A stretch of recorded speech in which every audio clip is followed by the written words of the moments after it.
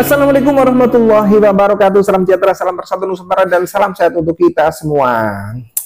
Sebenarnya kalau kemarin Habib Rizik itu tidak keluar-keluar gitu ya, apalagi sampai nantangin siapa? Nantangin monyet gitu katanya ya. Iya, berantem kok sama monyet gitu kan. Jelek banget itu.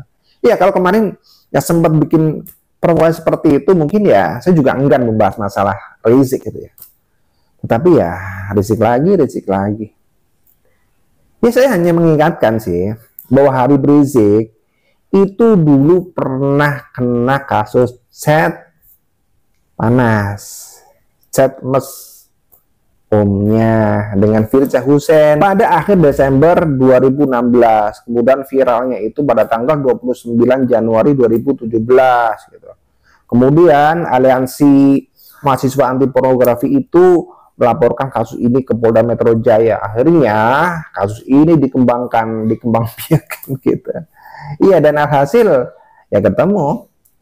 Kemudian Firza Hussein yang saat itu dijerat sebagai saksi, akhirnya dijerat sebagai tersangka, tapi tersangkanya tersangka makar sih. Gitu.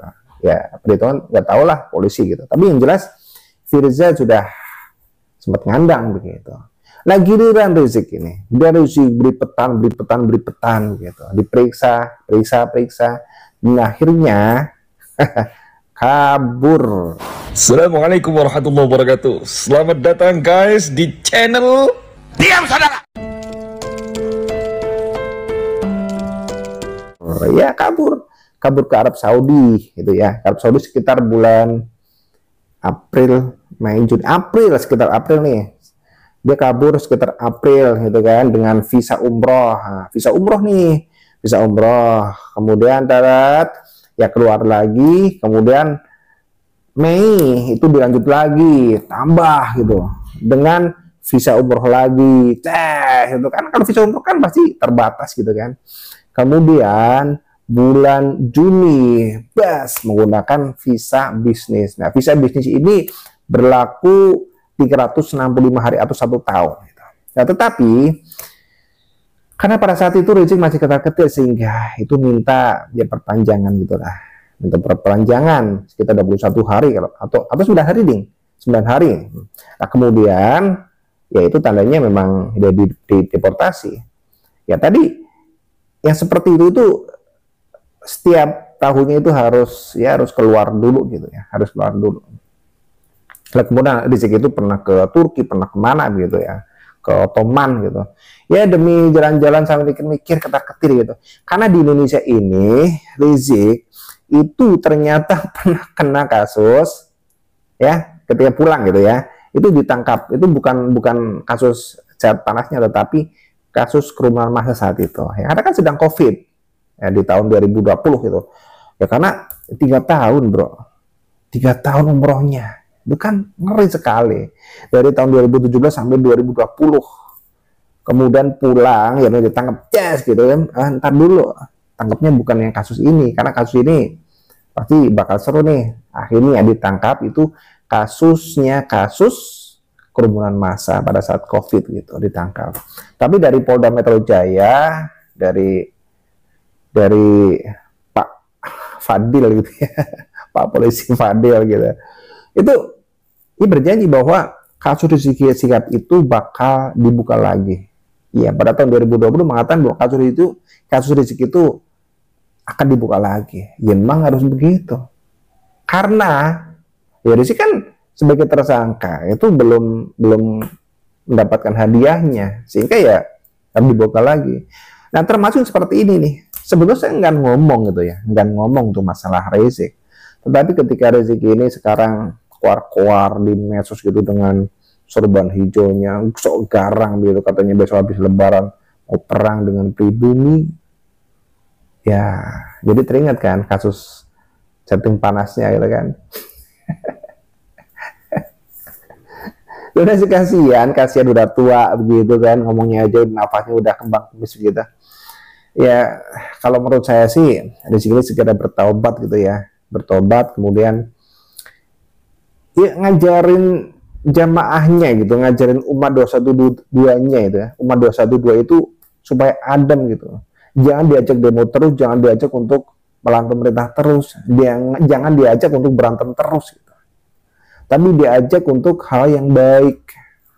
Karena selama ini kan umat 212 itu digunakan sebagai alat untuk berantem kan, berantem di Monas itu, berantem melawan ormas lain, berantem melawan pemerintah yang katanya bela agama, bela ulama, tapi nyatanya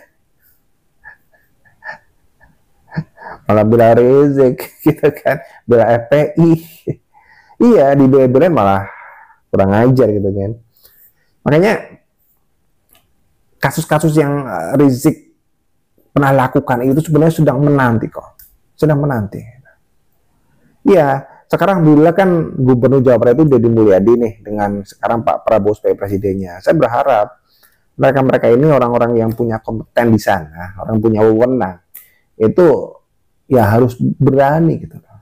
Mohon maaf, jangan seperti Pak Jokowi yang sering dihina, tapi tetap diterima gitu. Tidak melaporkan, tidak ngamuk, tidak apa gitu. Tapi menakutkan si Pak Jokowi, sekali ditik, sekali gebuk itu menakutkan. Tapi ya untuk kasus-kasus semacam ini, saya sih kepenginnya gitu ya, Pak Presiden Prabowo itu lebih gahar lagi gitu kan. Kalau ada orang-orang yang menghina Pak Prabowo, udah sikat aja gitu. Ya, termasuk ini Pak Deddy Mulyadi pun sama. Orang-orang yang mau bikin onar di wilayah Jawa Barat itu jangan diberi kesempatan, sikat aja. Kayak kemarin nih, kawasan Puncak Bogor itu, legalitasnya tidak benar, sikat. Ini begitu. Ya. Jadi besok apabila Rizik Syihab ini melakukan hal konyol lagi, memprovokasi umat, mengatasnamakan agama, ya sudah, sikat aja gitu.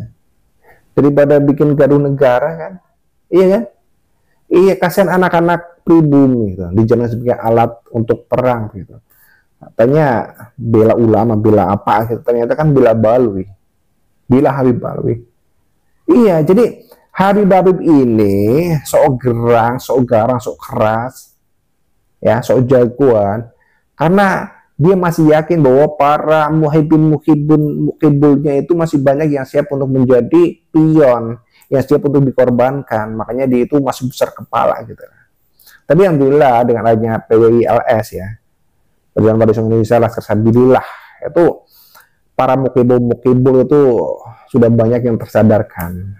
Jadi sekarang ya fakta bahwa di lingkungan Rizik Syihab itu sekarang sudah semakin menipis, sudah tidak seperti dulu lagi. Jadi kalau Rizik Syihab ini nantang-nantang untuk perang begitu ya salah dia, salah, bahkan jadi blunder. Iya, ya walaupun saya sendiri juga siap aja banget, siap kok. Habis Lebaran kan, ya siap. Habis Lebaran perang kan, iya siap. Ya syukur dengan keturunan Ba'alwi saja. Syukur dengan keturunan Ba'alwi saja. Jadi dengan para Habib-Habib dan keturunannya. Siap. Tetapi apabila memang harus dengan para muhibbinnya yang ngeyel-ngeyel, saya pun tidak akan mundur. Karena sejarah yang pengkhianat bangsa itu ada. Ya.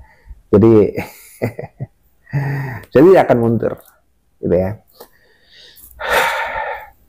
Oke, begini ya. Jadi yang namanya Rizik Syihab itu semoga mendapatkan hidayah untuk segera taubat, untuk tidak bikin gaduh di negara ini lagi. Ya, karena kasus-kasus yang sedang menanti itu banyak banget. Jadi jangan bikin malu. Ya. Jangan bikin malu. Dan bagi para muhibbin-muhibbinnya, ayo move on dan keluar dari lingkaran Rizik. Ya, ayo deh, jangan diulangi lagi ya deh ya. Jangan bareng sama Rizik lagi. Oke, mari kita jaga negeri dari tangan-tangan orang-orang jahat, dari para pencuri makam dan dari para pencuri nasab.